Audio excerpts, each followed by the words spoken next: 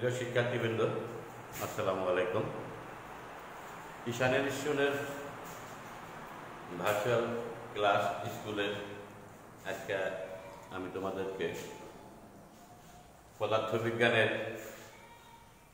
তৃতীয় অধ্যায়ের বলের অধ্যায় নিয়ে আলোচনা করব। তোমরা জানো বল বিষয়ে আমাদের সকলের জানা আছে যে একজন বিখ্যাত বৈজ্ঞানিক স্যার আইজাক নিউটন বল সম্পর্কে তিনটে সূত্র দিয়েছিলেন। যে সূত্র তিনটা আমরা ইতিমধ্যে দুইটা সূত্র নিয়ে আলোচনা করেছি। তার ভিতরে প্রথম সূত্র তোমরা সকলে অবগত আছো, হয়তো মনে আছে। দ্বিতীয় সূত্রটি আমরা আজকে একটু ব্যাপকভাবে আলোচনা করব এবং দ্বিতীয় সূত্রে একটা গাণিতিক রূপ তোমাদের সামনে উপস্থাপনা করব এবং কিছু গাণিতিক সমস্যার সমাধান করার চেষ্টা করব। আমরা পদার্থবিজ্ঞানের দ্বিতীয় অধ্যায়ের নিউটনের দ্বিতীয় সূত্রের বইটা খুলে রেডি হই, খাতা কলম নিয়ে প্রস্তুত থাকি। নিউটনের দ্বিতীয় সূত্র আমরা জানি, ওই দিনকে তোমাদের সাথে শেয়ার করা হয়েছিল। কোন বস্তুর উপরে প্রযুক্ত বল বস্তুর ভরবেগের সমানুপাতিক এবং বল যেদিকে ক্রিয়া করে বস্তুর ভরবেগের পরিবর্তনও সেই দিকে হবে। কোন বস্তুর উপরে প্রযুক্ত বল, সেই বল যদি আমরা ধরি যে প্রযুক্ত বল ধরলাম F,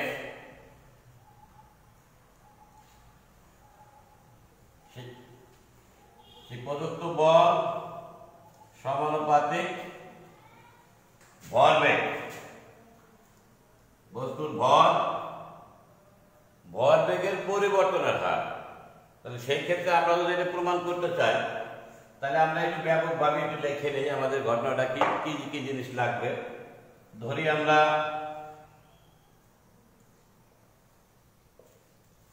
একটা বস্তু, যার বস্তুর ভর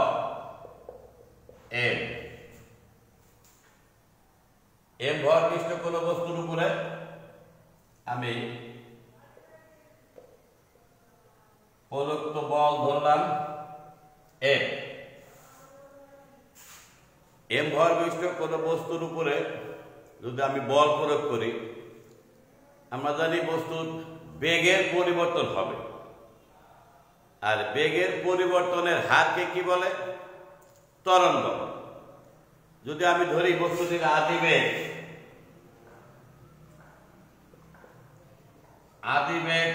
u, বস্তুটির শেষ বেগ v, এবং এই বলটা, এই F বল বস্তুর উপরে যে সময় ক্রিয়া করছে সেই সময় ধরলাম আমরা t। তাহলে সেই ক্ষেত্রে আমরা কিন্তু একটা জিনিস পাবো, বস্তুর ভরবেগের পরিবর্তন। এখন এই বস্তুটা আদি ভরবেগ কত? আদি ভরবেগ, আদি তার ভর m, বেগ u। তাহলে ভরবেগ আমরা জানি, ভরবেগ হলো ভর আর বেগের গুণফল, ভর m বেগ u। তাহলে ভরবেগ, আদি ভরবেগ m, তাহলে মানে শেষ ভরবেগ কত হবে? ভর m, শেষ বেগ v, তাহলে শেষ ভরবেগ m। এই ক্ষেত্রে বস্তুর ভরবেগের পরিবর্তন হলো কতটুকু? ভরবেগের পরিবর্তন, ভরবেগের পরিবর্তন, এটা আমার শেষ ভরবেগ, এটা আদি ভরবেগ। তাহলে mv মাইনাস mu, আমাদের ভরবেগের পরিবর্তন হলো m v minus m u. এই পরিবর্তন m v minus m u, কিন্তু পরিবর্তনের হার অর্থাৎ একক সময়ে কি পরিবর্তন হয়েছে। আমরা মোট সময় ছিল আমাদের কতক্ষণ? সময় ছিল টি, তার মানে টি সেকেন্ডে, এই টি সেকেন্ডে কিন্তু আমাদের এই ভরবেগের পরিবর্তন হয়েছে। তাহলে একক সেকেন্ড মানে এক সেকেন্ডে ভরবেগের পরিবর্তন হবে কতটুকু? M v minus m u ভাগ টি। এইটা পাইছি কিন্তু আমরা ভরবেগের পরিবর্তনের হার। এখন এই ক্ষেত্রে আমরা একটু কাজ আবার করতে পারি। আমরা যদি এম কমন নেই, ভি মাইনাস ইউ নিচে টি, এই ক্ষেত্রে একটা জিনিস খেয়াল করো, আমাদের কি থাকলো? এ ইন্টু ভি মাইনাস ইউ ভাগ টি। কিন্তু আমরা একটা জিনিস জানি, বেগ পরিবর্তনের হারকে ত্বরণ বলে। বেগ পরিবর্তনের হার ত্বরণ এ সমান সমান শেষ বেগ বিয়োগ আদি বেগ ভাগ টি। তাই এটা আমাদের বেগ পরিবর্তনের হার।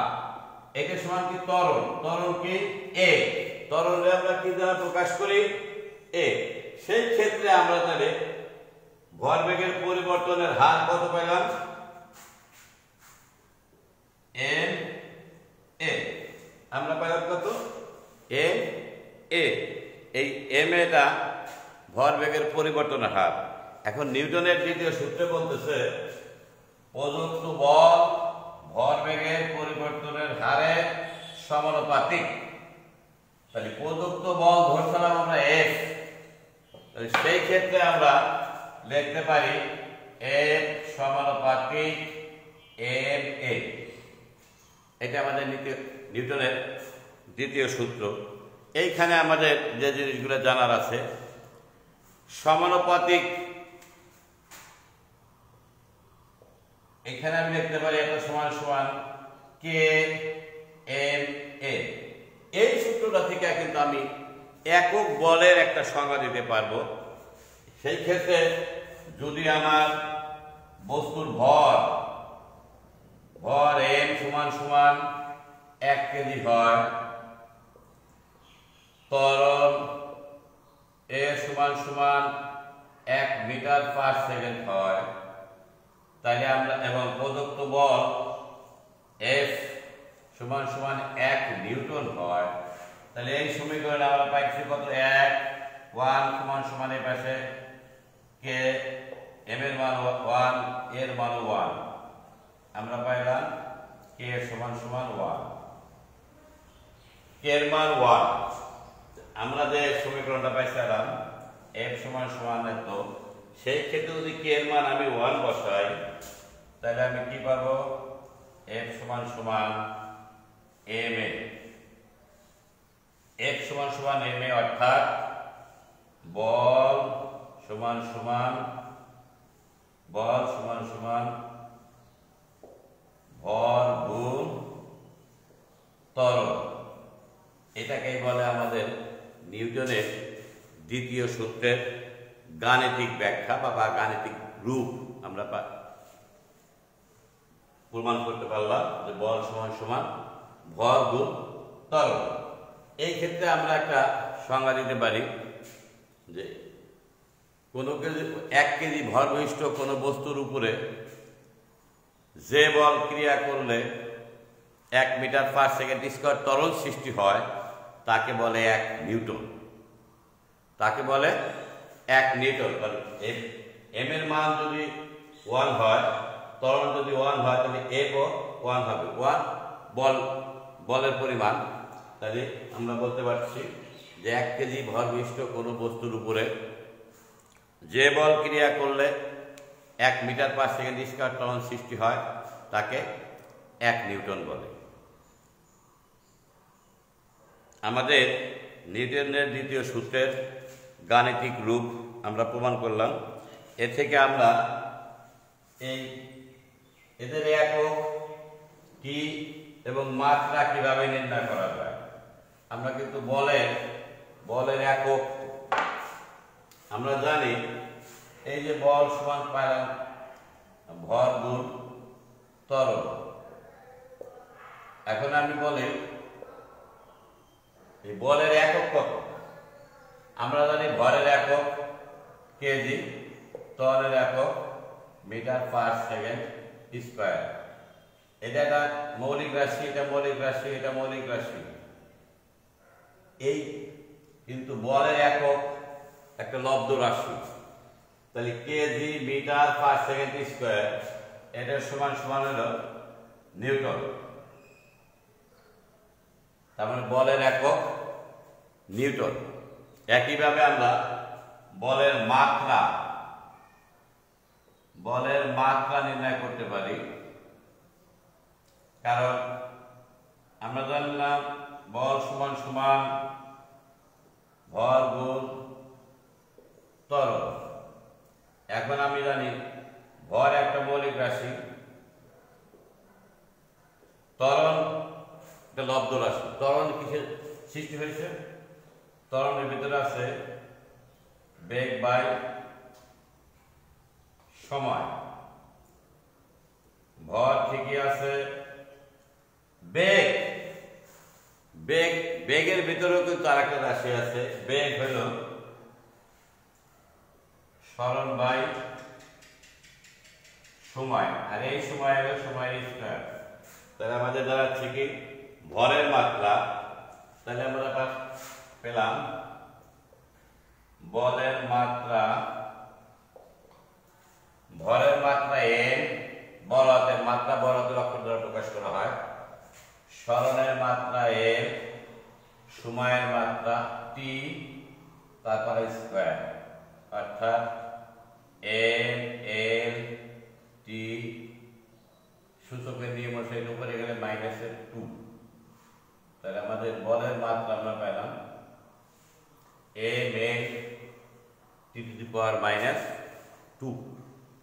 আমরা এই যে নিউটনের দ্বিতীয় সূত্রের থেকে, দ্বিতীয় সূত্রের যে বলের একক, বল নির্ণয়ের সূত্র জানলাম। এই সূত্র প্রয়োগ করে আমরা একটা গাণিতিক সমস্যা সমাধান করতে পারি। তোমরা তোমাদের বইতে ৭৭ পৃষ্ঠায় যে সমস্যাটা দেওয়া আছে গাণিতিক, এটা আমরা একটু করার চেষ্টা করি। এখানে বলা আছে 5 কেজি ভরের একটি বস্তুটার ভর কত? 5 কেজি। তাহলে আমরা আগে যা যা দেওয়া আছে সেই জিনিসগুলো দেখে নিই।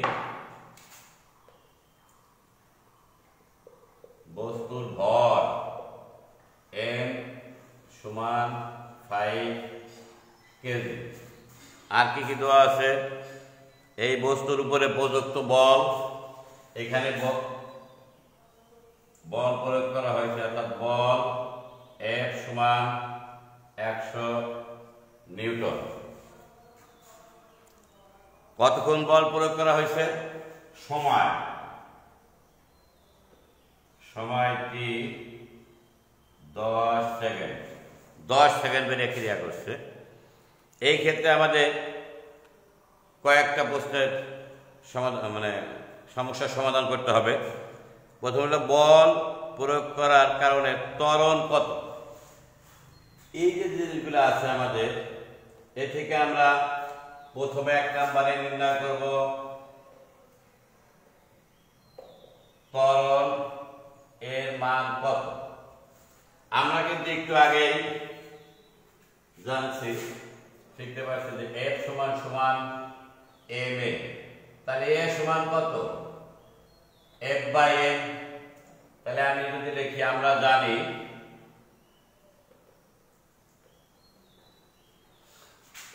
F সমান সমান ma,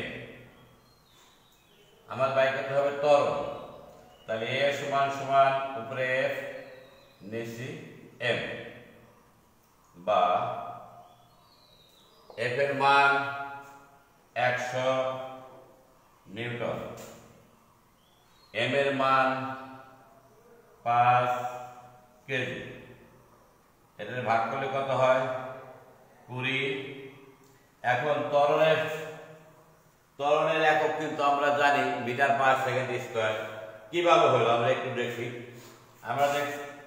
আমরা জানি নিউটন সৃষ্টি হয়েছিল kg metre per second square, নিচে আছে কেজি, কেজি কেজি বাদ থাকবে কত 20 metre per second square.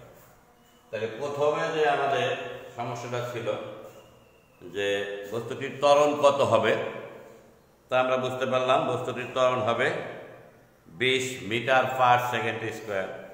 Next 2 নম্বর প্রশ্ন আছে 10 সেকেন্ড পরে বস্তুটির বেগ কত হবে।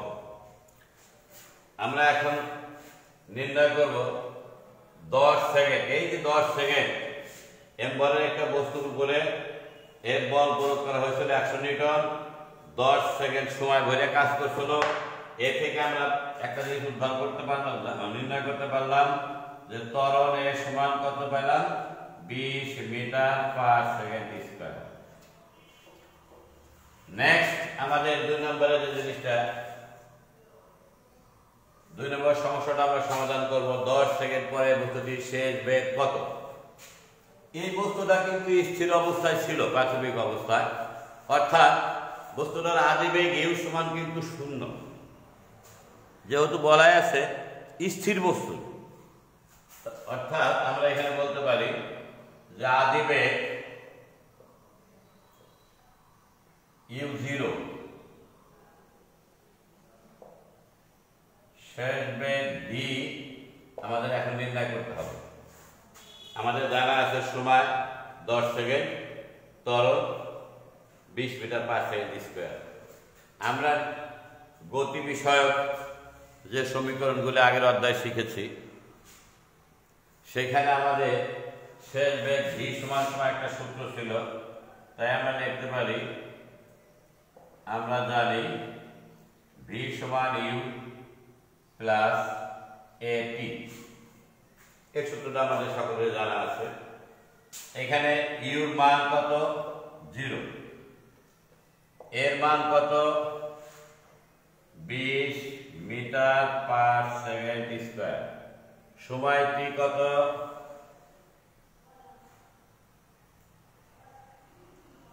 10 সেকেন্ড। 20 আর 10 গুণ করলে কত হয় 200 মিটার। এস এর উপরে -2, এস এর উপরে +1 থাকে কত -2 + 1 সমান সমান কত মিটার পার -1 থাকতেছে। অর্থাৎ এই বস্তুটা 10 সেকেন্ড পরে তার শেষ বেগ হবে 200 মিটার পার সেকেন্ড স্কয়ার। 3 নম্বরে আমাদের যে জিনিসটা জানতে চাচ্ছে 20 সেকেন্ড সময় পরে বেগ কত হবে। 20 সেকেন্ড সময় পরে বস্তুটির বেগ কত হবে। আমরা কিন্তু 10 সেকেন্ড সময় পরে বেগ নির্ণয় করছি, এবং একটা জিনিস এখানে আমাদের স্পষ্ট থাকতে হবে যে এই যে বল প্রয়োগ করা হয়েছে বস্তুটার উপরে কতক্ষণ 10 সেকেন্ড। 10 সেকেন্ড সময় অতিক্রম হওয়ার পরে কিন্তু আর বল প্রয়োগ করা হয় নাই, অর্থাৎ তার বেগের আর বেগও পরিবর্তন হবে না। যদি বল প্রয়োগ না করা যায় তাহলে কিন্তু বস্তুর বেগের কোনো পরিবর্তন হয় না। তাহলে আমরা জানি যদি কোনো বস্তুর উপরে বল প্রয়োগ না হয় তাহলে বস্তুটা যে বেগে যাচ্ছিল ঠিক সুষম বেগে চলতে থাকবে। অর্থাৎ সেই ক্ষেত্রে আমরা একটা জিনিস বুঝতে পারলাম যে 10 সেকেন্ড পরে তার শেষ বেগ ছিল v, তাহলে 20 সেকেন্ড পরে তার শেষ বেগ কত হবে। এখানে কিন্তু একটা কৌশল অবলম্বন করা হয়েছে, তোমাদের একটু নিজের থেকে এই জিনিসটা বুঝতে হবে যে 10 সেকেন্ড পর্যন্ত বল প্রয়োগ করা হয়েছে, তারপরে কিন্তু আর বল প্রয়োগ করা হয় না। তাহলে 10 সেকেন্ড পরেও তার বেগ যা থাকবে 20 সেকেন্ড পরেও তার বেগ একই থাকবে। অর্থাৎ যেহেতু 10 সেকেন্ড পরে তার বেগ ছিল 200 মিটার পার সেকেন্ড স্কয়ার, তাহলে 20 সেকেন্ড পরেও তার বেগ 200 metre per second square per second হবে। ঠিক এটা আমরা গাণিতিকভাবে আর আমাদের এটা নির্ণয় করার দরকার নাই। আমরা শুধু এখানে একটু বর্ণনা দিয়ে দিব। যেহেতু কোনো বস্তুর উপরে, ওই বস্তুটার উপরে এফ বল অর্থাৎ 100 নিউটন বল প্রয়োগ করা হয়েছিল এবং সেই বলটা কাজ করছে 10 সেকেন্ড। 10 সেকেন্ড পরে তার শেষ বেগ ছিল 200 মিটার পার সেকেন্ড। আর কোনো বল প্রয়োগ করা হয় নাই বিধায় 20 সেকেন্ড পরেও তার শেষ বেগ ওই 200 মিটার পার সেকেন্ডই হবে। আমাদের কাজ শেষ। নেক্সট আমাদের আর একটা সমস্যা আছে। 20 সেকেন্ডে তার অতিক্রান্ত দূরত্ব কত হবে? বেগ আমরা 20 সেকেন্ড পরে দেখলাম তার বেগ 200 মিটার পার সেকেন্ড স্কয়ার, কিন্তু ওই সময় তার দ্বারা অতিক্রান্ত দূরত্ব কত হবে? এই ক্ষেত্রে আমাদের একটা কৌশল অবলম্বন করতে হবে বা বুঝতে হবে যে প্রথম 10 সেকেন্ডে তার ত্বরণ ছিল, তার বেগ বাড়ছে, তার 10 সেকেন্ডে কতটুকু আছে। পরে যেহেতু সে সুষম বেগে যাচ্ছে, সেই ক্ষেত্রে কিন্তু সুষম বেগের ক্ষেত্রে আমাদের দূরত্ব বাই করার একটা সূত্র আছে। দূরত্ব সমান হলো ভিটি, বেগ গুণ সময়। আর তাহলে প্রথমে আমরা প্রথম 10 সেকেন্ডে যে দূরত্ব অতিক্রম করছো সেটা নির্ণয় করব। সেই ক্ষেত্রে তাহলে আমরা এখানে লিখতে পারি 20 সেকেন্ডে অতিক্রান্ত দূরত্ব হবে এইভাবে। প্রথমে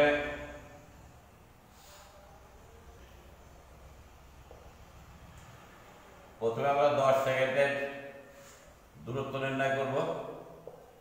10 সেকেন্ডের দূরত্ব নির্ণয়ের ক্ষেত্রে আমরা বলতে পারি, এই ক্ষেত্রে আমাদের সূত্র আছে, আমরা জানি যে অতিক্রান্ত দূরত্ব নির্ণয় করার সূত্র হলো s সমান ut plus half a t square. দেখো এখানে আমাদের u দিবে 0, সময় t 10 সেকেন্ড, হাফ এর মান আমরা নির্ণয় করছি 20 মিটার পার সেকেন্ড স্কয়ার, সময় t স্কয়ার। তাহলে আমরা দেখি s10 মানে প্রথম 10 সেকেন্ডে আমরা s10 লিখতে পারি। এটা 0 গুণ 10 যোগ হাফ গুণের মান 20 মিটার পার সেকেন্ড স্কয়ার গুণ টির মান 10 সেকেন্ড তার স্কয়ার। আমরা জানি 0 এর সাথে কোনো কিছু গুণ করলে 0 হয়। এখানে হাফ দিয়ে 20 এ ভাগ করলে 10 মিটার পার সেকেন্ড, 10 এ স্কয়ার করলে বর্গ করলে 100, সেকেন্ড স্কয়ার করলে সেকেন্ড স্কয়ার। এই সেকেন্ডের পর -2, সেকেন্ডের পর +2 শেষ। তাহলে আমাদের থাকলো 10 আর 100 গুণ করলে 1000 মিটার। অর্থাৎ প্রথম 10 সেকেন্ডে আমাদের দূরত্ব অতিক্রম করবে 1000 মিটার। এখন পরবর্তী 10 সেকেন্ডে কত দূরত্ব যাবে? আমার কিন্তু 20 সেকেন্ডের দূরত্ব বের করা লাগবে। আমি প্রথম 10 সেকেন্ডের দূরত্ব নির্ণয় করছি, তাহলে পরবর্তী 10 সেকেন্ডে দূরত্ব নির্ণয় করার যে পদ্ধতি আমরা জানি, পরবর্তী 10 সেকেন্ডে সে কিন্তু সুষম বেগে যাচ্ছে। সুষম বেগে যাচ্ছে অর্থাৎ তার বেগের কোনো পরিবর্তন হচ্ছে না। তার বেগ ছিল তখন কত?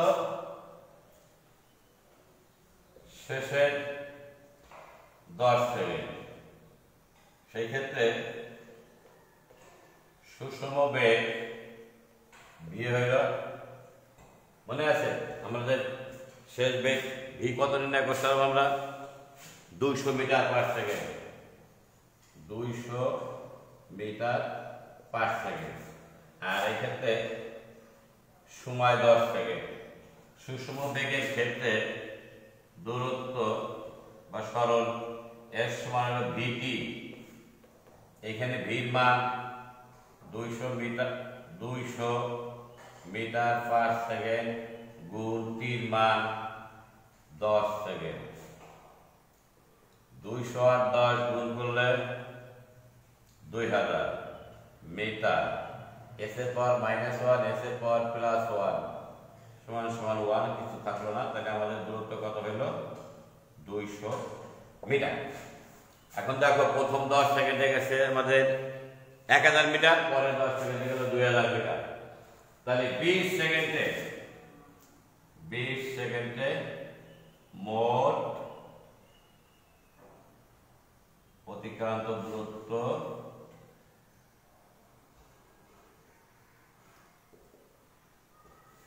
এই 1000 মিটার যোগ 2000 মিটার সমান সমান 3000 মিটার।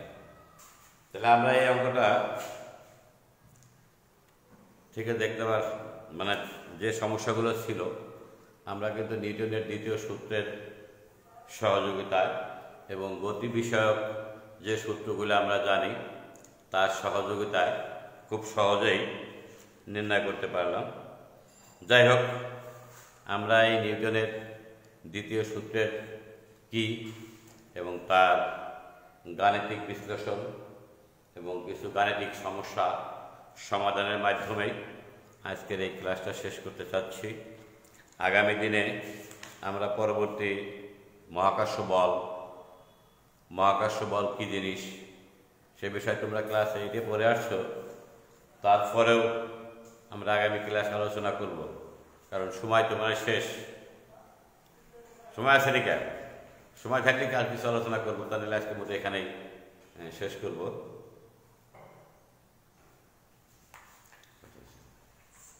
যাই হোক, মহাকাশ নিয়ে আমরা আগামী ক্লাসে আলোচনা করব। ধন্যবাদ সকলকে, সবাই ভালো থেকো, সুস্থ থেকো, খোদা হাফেজ।